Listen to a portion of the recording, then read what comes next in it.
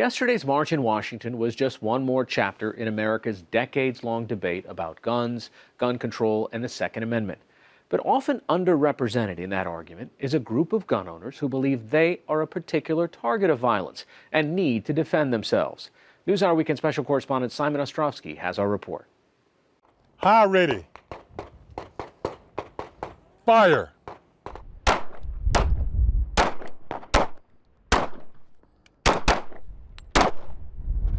This gun range is similar to others across America where firearms enthusiasts, proud and protective of their Second Amendment rights, can practice becoming a better shot.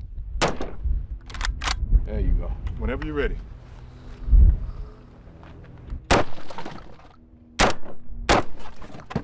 How you like it? I like it a lot.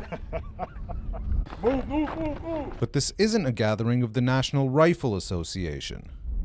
Usually the clubs that I see is mostly Caucasians. Yeah. And so I saw this club. It was pretty unique, and so I gave it a shot. In August of 2017 is when I became a member of this chapter of the National African American Gun Association. We're with the Denver branch of the National African American Gun Association. Chapters like it are opening up all across the country because for an increasing number of people of color, the Trump era has been a call to arms. High ready. Fire. You know, some of the things that we were seeing in the news, a lot of the things that the president was saying, and the reactions that we saw from a lot of members of the white community, not everyone, more white supremacists, it seemed like having some form of protection was a good thing for us to have. The incident in Charlottesville, when you had the white supremacists, you had the neo-Nazis, and the white nationalists, and they came to that protest armed to the teeth. They had all types of weapons. And when a person got run over by one of their supporters, his answer was, well, there are good people on both sides. My theory is if you're marching under the Confederate flag or you're marching under the Nazi flag, which America fought 2 wars to get rid of, you're not a good person. Fire. David Fannings is an Army veteran who believes the president's rhetoric has made the country less safe for minorities. He's saying what they have thought and felt for a long time, and him being the leader of the country, it's like giving them a green light. This is a 12-gauge shotgun. This one operates very much like an AR-type rifle. For home defense, a shotgun is real good. To be able to be a member of an organization that was run by us, for us, that appealed to me. With just under 25,000 members, this gun group is tiny compared to the NRA, which claims around 5 million. But in the last 14 months, the National African American Gun Association, also known as NAAG, has grown from just 14 chapters to 52. Based in Atlanta, the group's leadership doesn't sound so different from its NRA counterpart. The Second Amendment is an important right, just like any other right that we have. And it's one that our community has a complicated history with. But it's a right nonetheless that without that right, it's very hard to assume a position of a fully fledged citizen in these United States. But at NAAG, exercising your Second Amendment rights isn't just a way to defend yourself and your family. It's seen as an extension of something much larger, the civil rights struggle.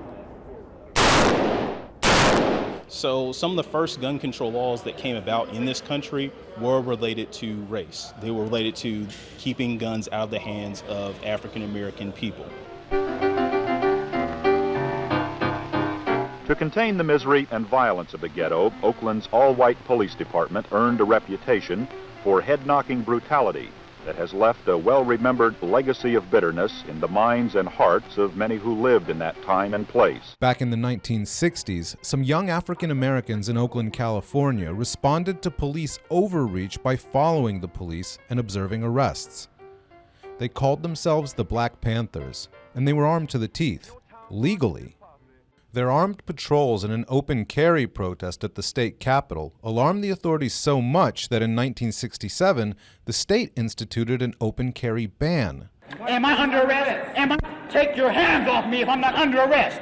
Ironically, it was signed into law by then-Governor Ronald Reagan. There is absolutely no reason why out on the street today a civilian should be carrying a loaded weapon. But as president, he strongly supported the NRA and vocally defended the Second Amendment, as does the current president.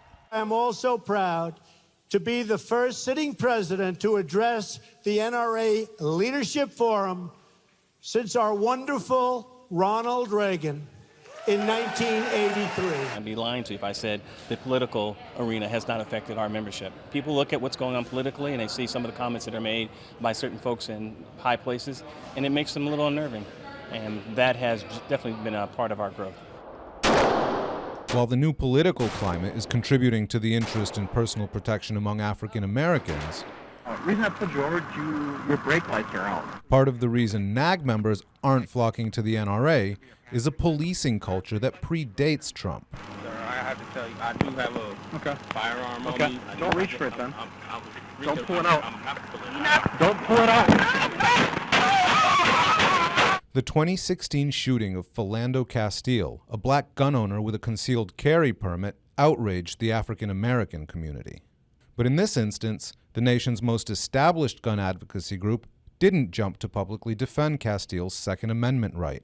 Oh, as far as the NRA is concerned, I'm going to lay it out there because I don't sugarcoat it. I'm going to give it to you in the raw. You take it any way you want to. But you didn't defend my son the way you would have defended a white person. They should have stood up for my son and gave him the due respect that they do anyone else that's killed in that manner. I used to be a member of the NRA, but I don't feel supported by the NRA towards my needs in my community. So they're not there. Are you talking about incidents like Philando Castile? Yes. He announced that he does have a concealed carry and he was lawful, and he got shot immediately. The NRA did not come forward and condemn the deadly use of force on a person that was legally carrying. Anytime there was an issue with someone who looked like me or who I felt could be a part of my family, I don't believe the NRA had their back or had their best interest. Our oldest son is 27. He has a concealed weapon permit. He's allowed to carry. That worries me because if he's pulled over, he's going to be treated differently, and he's often targeted and pulled over. You know, it has happened to him more times than I like to admit. The NRA did not agree to an interview with NewsHour Weekend. While African American interest in personal protection appears to be rising, gun sales nationally are trending in the opposite direction. FBI figures show that background checks made by gun sellers dropped off during Trump's first year in office. The store in Aurora, Colorado, where the Denver chapter of NAAG trains, is no exception. For 8 years when President Obama was in office, gun sales were incredibly brisk.